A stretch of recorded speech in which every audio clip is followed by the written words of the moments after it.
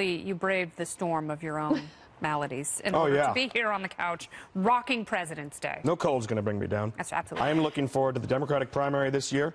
I'm looking forward to springtime. I'm looking forward to a hot toddy after the show. Oh, yeah. Carly's first time short and long-term goals. Great job, Carly. Your first time on the Outnumbered Couch. Happy to be here. This is a lot of fun. Yeah, this was great. And now we rejoice in an hour well spent. We're going to be back here at noon Eastern tomorrow. Here's Melissa Francis in for Harris. Fox News alert: political and legal battles mounting in the wake of President Trump's national emergency declaration, setting up for a fierce fight ahead.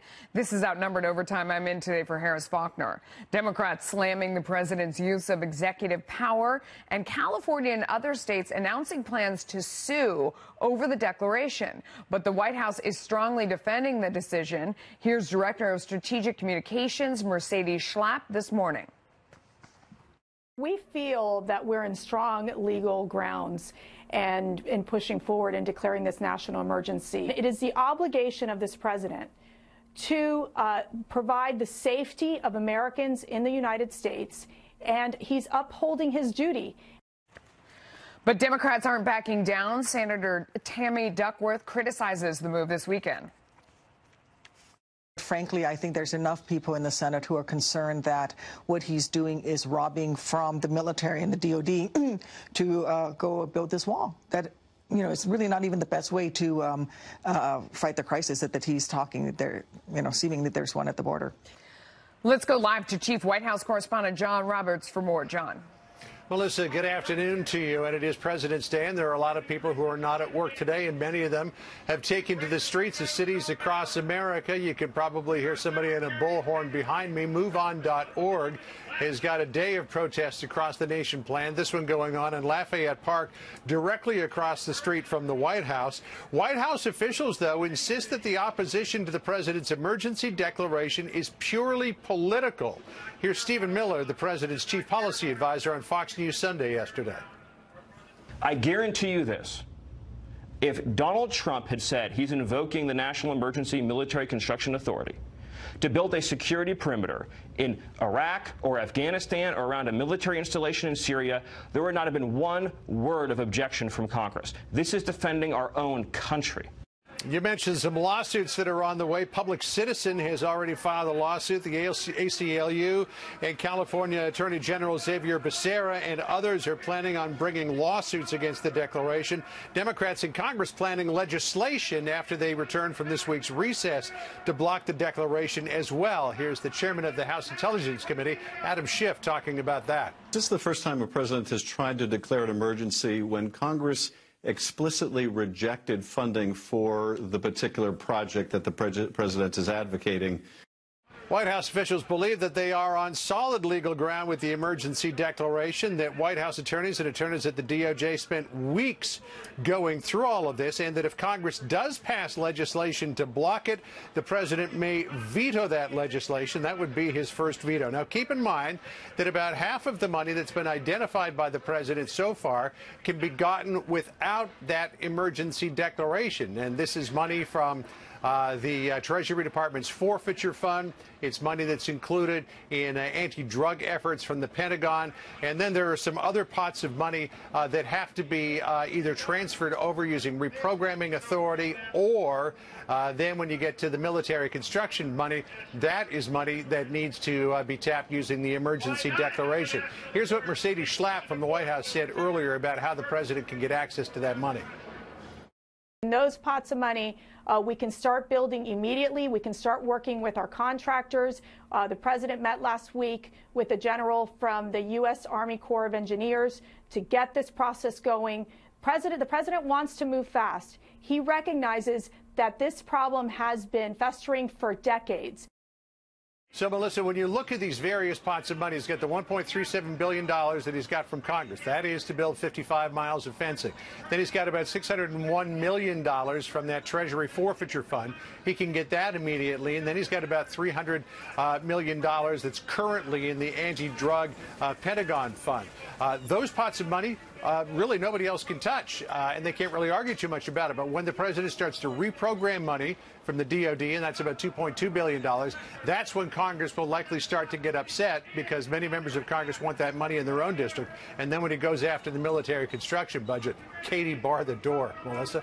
No, absolutely right. John Roberts, terrific analysis there on that. Thank you so much. Thanks, Coming Melissa. up, we have more on our top story with former Special Assistant to President Trump, Mark Lauder, who is now a member of the Trump 2020 Advisory Board. I'm going to ask him if he thinks declaring a national emergency was the right move with respect to the 2020 campaign. That's about 15 minutes away. A discussion of the 25th Amendment was simply Rod raised the issue and discussed it with me in the context of thinking about how many other cabinet officials might support such an effort. Former acting FBI Director Andrew McCabe in an interview on 60 Minutes last night saying Deputy Attorney General Rod Rosenstein, he floated the idea of secretly recording and potentially removing President Trump from office. Now the president is lashing out, tweeting today, quote, "Wow, so many lies by disgraced acting FBI Director Andrew McCabe. He was fired for lying. Now his story gets even more deranged. He and Rod Rosenstein, who was hired by Jeff Sessions, another beauty, looked like they were planning a very illegal act and got caught." Chief Intelligence Correspondent Catherine Herridge is live in Washington with the latest. Catherine.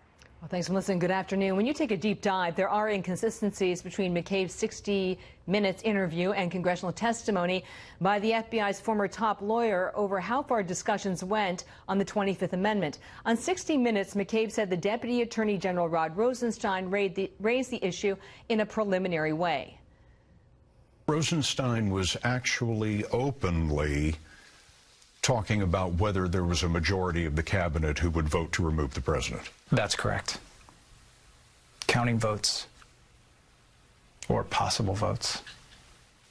Did he assign specific votes to specific people? No, not that I recall. This video from October shows former FBI General Counsel James Baker, who worked alongside McCabe and was part of those discussions. He testified behind closed doors about the conversations with McCabe and another FBI lawyer about what exactly Rosenstein said. Baker told House investigators he believed Rosenstein's 25th Amendment efforts went further. Fox News has confirmed sections of the Baker transcript. Quote, "I had the impression that the Deputy Attorney General had already discussed this with two members of the president's cabinet and that they were on board with this concept already." House Republicans who tracked the testimony from McCabe and other senior FBI and DOJ officials for over a year say the former acting director said he had grave concerns about President Trump, yet he still wanted to be the head of the bureau after his old boss, James Comey, was fired by the president. Andy McCabe was one of 4 people to walk into the Oval Office and interview with Donald Trump to become the FBI director. So how do you go from, I think you're an agent of the Russian government committing treason, to 8 days later, I think you're an agent of the Russian government committing treason, but I'd sure love a job working for you every day. McCabe also told 60 Minutes that the conversations about Rosenstein wearing a wire ended immediately, saying Baker had a, quote, heart attack over the proposal. But Baker testified under oath that the wire discussions went beyond one meeting, lasting a couple of days. And for context, that transcribed interview with Baker behind closed doors on Capitol Hill, if he lied or misled investigators, there are criminal penalties for doing so in that case, Melissa. Thank you for setting that table for us and putting all the facts out, because we're going to follow up on that right now, Catherine Herridge. Let's bring in Republican Congressman Andy Biggs of the House Judiciary Committee. So that is, of course, the same panel where former FBI lawyer James Baker testified last fall about the senior DOJ officials' discussions about invoking that 25th Amendment, which Catherine Herridge just said. So let me ask you, sir, how does what we heard from Andrew McCabe on 60 Minutes track with what James Baker told your committee? Well, I think with what James Baker said, one got the impression that this was really serious. This was an active effort, and it was an effort to subvert the will of the American people. It was a conspiracy in some respects. And what Mr. McCabe said in 60 Minutes yesterday, what I got from that is that it was kind of preliminary. not as serious as one came away. I mean, look, you come away from the James Baker testimony, you're saying this was really serious. They were seriously considering taping or wiretapping the president, and that there would be people that might have already been contacted in the cabinet to see if there was the will to invoke the 25th Amendment. That's the difference. I think McCabe's kind of downplaying it a little bit, but Baker really did not downplay it at all. It seemed very serious. What were James Baker's sources when he was talking to you? I mean, was he hearing this information from McCabe? Was he hearing it from Rod Rosenstein? I mean, I know Lisa Page was a piece of that too. Who was he hearing all this from? His testimony indicated it was McCabe and Lisa Page. And Lisa Page, don't forget, was the attorney for McCabe. And they would have been right there, and then of course it becomes hearsay because they had talked to Rod Rosenstein, and I don't recall Mr. Baker saying that he'd heard it directly from Rosenstein. If you listened to that interview last night, I mean, one of the things that really struck me was that McCabe really hung it all on Rod Rosenstein. You know, he was like, I was sitting in this room and I thought, how did I get here? You know, that really Rosenstein's the one that's almost thinking out loud about this idea of invoking the 25th Amendment. And, you know, kind of drawing McCabe in. Is that the way the picture was kind of painted to you guys in the committee by James Baker, or is this kind of like a new way of framing things? That's not really the way I took it from the Baker testimony. I took it really that Rosenstein was a big instigator, but that McCabe was in there as well. So don't forget that anything that Andrew McCabe says is now taken with suspicion, because he's a proven liar. He's a known liar, and so his credibility is always going to be questioned. And so I'm trying to figure out why he's kind of softening anything, but what he's softening really is always his role in what was going on. That's what he's doing, and that seems consistent with someone who hasn't really been truthful or honest to his own agency and to the American people. It's also true, you know, so in the interview last night, he sort of backed away from, you know, who were these other two people in the cabinet who had been reached out to or who were in theory on board potentially with the idea of removing the president. He said, oh, I don't know, you know, and when, as we heard from Catherine Herridge, you know, it sounds like James Baker thought it was a much more advanced on that front. Do you think he knows who the two people were? Do those two people really exist? Was that, I don't know, how do we find that out? What was your impression of that situation? Well, I think you're spot on. I think Baker indicates very clearly that this is a very serious thing. It's ongoing. He talks about the discussions for Rosenstein wearing a wallet. It was taking several days, and he implies, or he doesn't imply, he states that he understood that basically Rosenstein's already counting votes. Yeah. On the other hand, McCabe is basically saying, look, you know, I don't know what was really going on. He said it. I don't know. He's kind of, again, softening what was happening. But in any way you look at it, this is a really serious situation, probably unprecedented in American history, maybe the biggest scandal in American history, where you've got the highest levels of the police state talking about ways to effectively overthrow the elected president. Real quick, did they clarify why? Because that was another thing I noticed last night. He didn't say because of collusion with Russia or because he was, he just said his capacity, his intent as president. But did James Baker say it was because of the Russia thing or because of they thought he was, you know, crazy, or what was their reasoning for removing the president? Well, what I took from it is quite frankly, is that they were upset regarding the relationship of the president with Comey and Comey's firing. Okay. That they viewed that as indication that he's not capable of governing. Okay.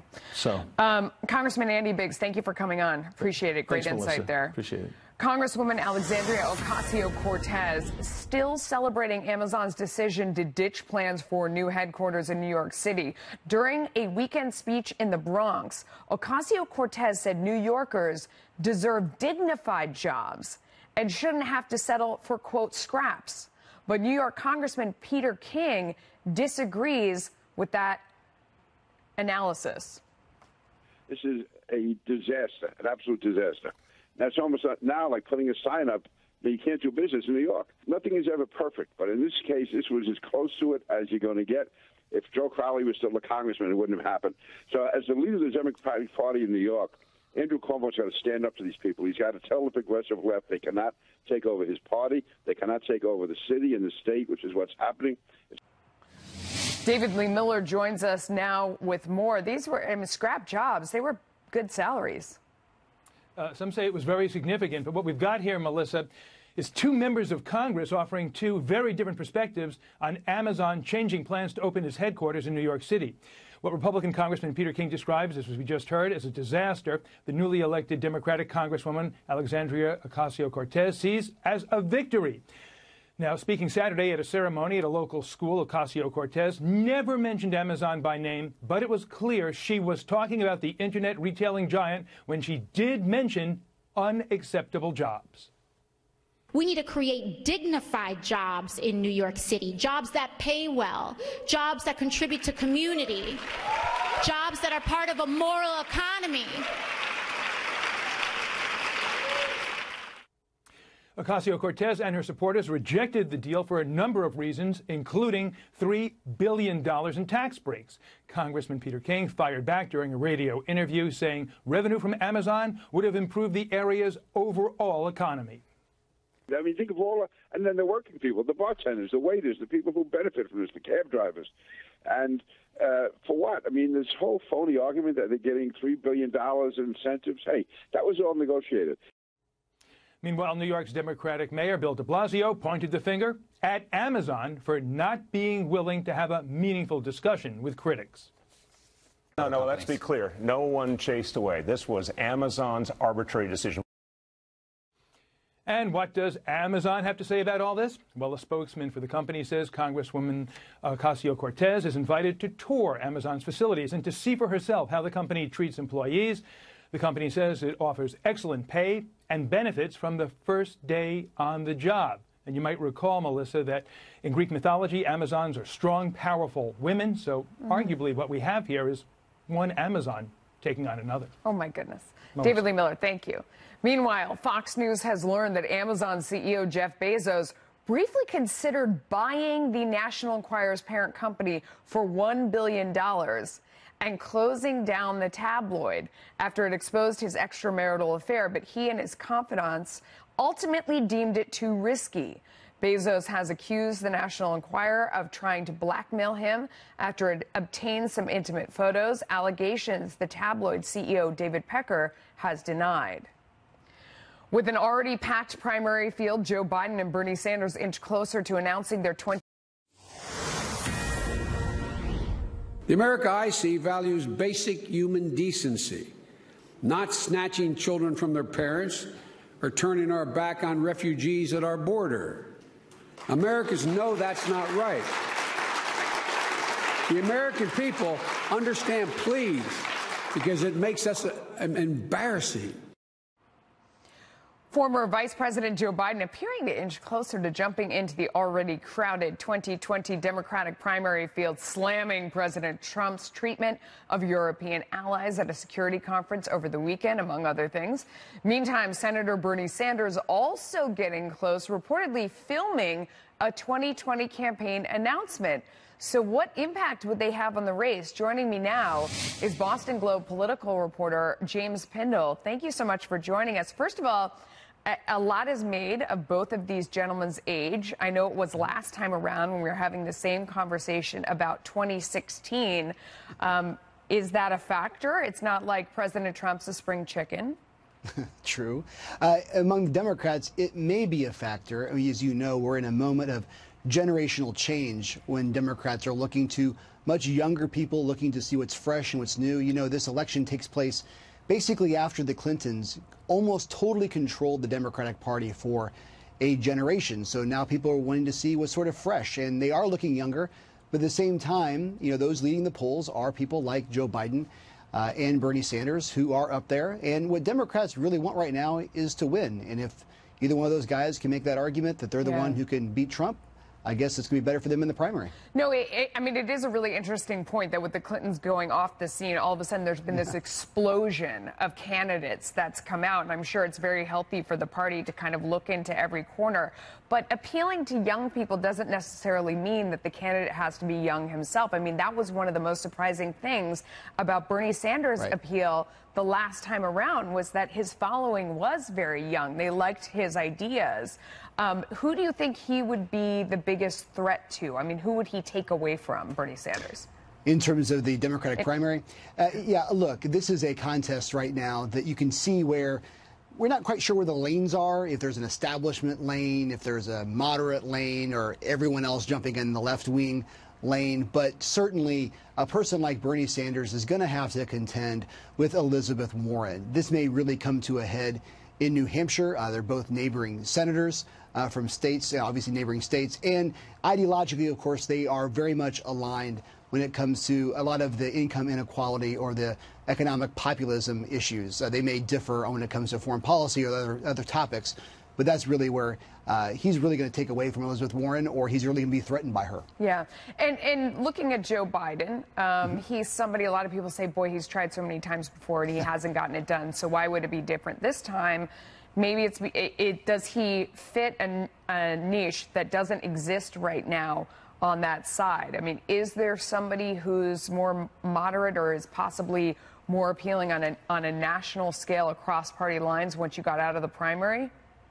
Well, look, you're going to look at folks like Michael Bloomberg, who clearly was a Republican and was an independent, who will be making the argument. He will have much more crossover appeal. But right now in the polling, again, this is basically largely name ID. It has nothing to do with really the fact of where people stand on positions. But Democrats do know who Joe Biden is, of course, and they do think that he poses currently the best shot to beat Donald Trump. Now, you know, when Joe Biden's looked at this running for president every time since 1980, he largely lacked two major things. It wasn't really name ID, particularly in 2008. It was he had an inability to raise money, and he had an inability to create a political infrastructure. Yeah. And he may feel that right now he can do both. Yeah. But I remind you, he wasn't able to in 2016 when Hillary Clinton inherited the Obama infrastructure and the money. And I'm not so sure he can do it right now either. Interesting. Well, we will watch. James Pindell, thank you. Appreciate it. Former Democratic Congressman Anthony Weiner, now released from federal prison after serving 15 months behind bars. Weiner was originally ordered to serve 21 months in prison for sexting with a minor. He'll now serve out his remaining months at a halfway house in New York City. Weiner is scheduled for a full release in May. The fight over President Trump's national emergency declaration ramping up amid continued backlash and legal challenges. But could the Trump campaign use the border wall showdown to its advantage in 2020? We will talk about that with the president's former special assistant, Mark Lotter. That's next. Intentionally violating privacy and anti-competition laws in the United Kingdom. The report also calls for greater oversight on social media companies. Greg Palcott is live in London with more. Greg. Tough words from UK politicians about Facebook, Melissa. Digital gangsters. I think that's about as tough as you can get. This is a culmination of an 18-month-long report study by a UK Parliament committee saying the Facebook corporate structure is designed to, quote, conceal knowledge of responsibility and specific decisions regarding fake news, disinformation, and the wrongful targeting of data and users, particularly slammed, Melissa, the Facebook CEO, Mark Zuckerberg. They said he failed to show leadership and personal responsibility. Remember, he showed up before a congressional hearing last year. He refused to come over here to the UK to speak before this parliamentary committee. The probe was spurred on also last year by word that this UK-based firm, Cambridge Analytica, was misusing Facebook data for the Trump campaign. But there was questions also about Russian meddling in the Brexit campaign, for example, here, and other election campaigns. The study doesn't target exactly what laws to be put in place, but mentions some guidelines. There's already pretty tough digital privacy rules here in the UK and the EU, rules that are also being looked at right now by the US. Also efforts to politicize the digital cyberspace being looked at on both sides of the pond. As for Facebook, we got a bit of a reaction to today's release from the committee. They say they share the committee's concerns about false news and election integrity, and they say they are open to meaningful regulation. There could be more coming, again, from the UK and the US in what could be another tough year for the tech giants in 2019. Back to you, Melissa. Greg Palcott, thank you. The White House defending President Trump's national emergency declaration amid fierce backlash, while the president's 2020 campaign is using it to galvanize supporters. The Washington Post pointing out that Trump's team is already fundraising over his border wall showdown with Democrats. Let's bring in Mark Lotter, former special assistant to President Trump, former press secretary for Vice President Pence, and member of the Trump 2020 Advisory Board. Thank you for joining us. Thanks, so is Melissa. that true? Is it already a fundraising issue for the Trump campaign? Well, you often send out fundraising emails touting the president's accomplishments and things that he's doing to fight with Democrats and actually to deliver on the things he promised he was going to deliver to the American people. Yeah. I wonder if when you're creating strategy and you sit there and he says, he lays out how he thinks the court's going to challenge it and it's going to go to this circuit and then it's going to go to the Supreme Court and we'll win. Do you worry that that galvanizes the left because it puts that focus on the Supreme Court and how important it is to have your president in office so that you can nominate judges? Well, I think when you look at the Democrats, their radicalized base is always radicalized. They wake up every morning that President Trump is in office, and they are against that. Anything that he says, does, or believes in. So I'm not worried about it energizing the left. What it will do, though, is it will be another example of the president delivering on the promises he made, and that's really, it's not immigration. I mean, if you paid attention to the 2016 campaign, that was one part of the president's argument. It was about fighting for American jobs, fighting for American workers, ending bad deals that put us at a disadvantage on the international stage. He delivered on those promises. He's going to highlight that in 2020, the things that he's delivered, the 5.3 million jobs. Yeah. But he's also going to talk about where he wants to go in the future. That's what this is going to be about. So people make the argument, though, that a move like this is great for President Trump with his base, but it alienates those people in the margin who feel like it's a bridge too far, it's presidential overreach to declare that national emergency that he had. You know, it's only that one piece of money that he gets from the national emergency, and this shows just sort of that going too far and alienates people in the middle. How do you respond to that? That puts the pressure on us to better communicate. Look, when President Clinton called it a national emergency about conflict diamonds being imported from Africa or investment in Angola being a national emergency, I don't disagree with either of those decisions, but was it an actual threat to our nation or its citizens? No. It was the right political action or the right policy decision to make. So the use of a national emergency is a legal mechanism to be able to get the things done that we need to get done, and that's what the president is doing. But in the way that you just said that, you know, when you say, is it a threat, it makes it sound like, you know, all of the people that are coming over the border are a threat to our security. I understand the drugs and the mules and the drug trafficking and those that are coming with bad intentions, but that sets up the president to then be next to pictures of people who are trying to immigrate here because they either want a better life or because they are facing insecurity back home. And to say those people are a threat, you know, makes the president sound hostile, and again, hurts for those folks in the middle. Well, one of the things the president has said multiple times and in many addresses is that we need more legal immigration to our country. As you know, we have more available jobs right now than we do unemployed people for the first time in the history of our country. No, you don't have to convince me. What could he do to show that? Because he said that during the State of the Union, which was great. I want more people to come here than ever before. I just want them to do it the right way. What action could he take that would show that he means that? Because people doubt that he means that. Well, I think he can continue to call on Congress, because it's going to be up to Congress to change those immigration laws. And that's something presidents of both parties have called for, and Congress has refused to do. No, that's true. They need to do their job. Mark Lotter, thank you. Thank you. A stunning twist in the alleged hate crime against Empire actor Jussie Smollett. Now Chicago police say they no longer consider him a victim in the case and want to interview him again. We have a live report ahead. Henry Pratt Company. 5 crosses were laid in front of the manufacturing facility, one for each of the victims, who were all employees at the facility, including an intern who was on his first day there. At least 11 others were hurt, including 5 police officers. The alleged gunman was shot to death by police at the scene. New developments in the investigation into the alleged hate crime against Empire actor Jussie Smollett. Chicago police say they no longer consider him a victim in the case and are seeking a follow-up interview. Mike Tobin is live in Chicago with the latest. Mike. Hi there, Melissa. Smollett's team just issued a statement a short time ago saying that he will not submit to this follow-up interview police are requesting from him, at least not today. The statement says Smollett's lawyers are maintaining an active dialogue with police on his behalf, and they will issue no further public statements today. Now, over the weekend, police said Smollett is no longer considered a victim. Police stopped short of saying that he is a suspect involved in a hoax. What police did say is that they've got new information and want to bring Smollett in for more questioning. This follows police detaining and interrogating two brothers from Nigeria. The official sources say the two men cooperated. The anonymous police sources said the two men were paid by Smollett to stage the attack. They even rehearsed it. Police have things like a receipt for a rope that was allegedly put around Smollett's neck. The official sources said the evidence developed through their interrogation was enough to let the two brothers go. Innocence prevailed, all right? My guys are walking home.